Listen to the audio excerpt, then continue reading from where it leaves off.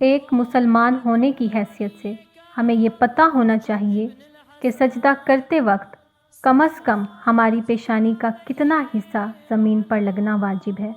اگر واجب حصہ زمین پر نہ لگا تو ہمارا سجدہ باطل ہو جائے گا۔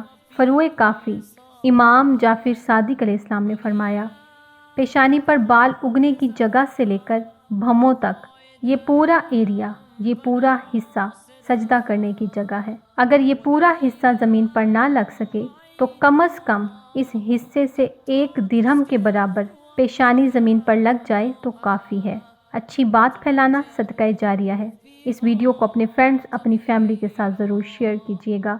میرے چینل کو سبسکرائب کیجیے گا اور ساتھ لگے بیل نوٹیفیکیشن کو ضرور آن کر لیجیے گا۔ اس سے میری آنے والی ہر نیو اسلامک ویڈیو آپ تک پہنچ سکے گی۔ شکریہ۔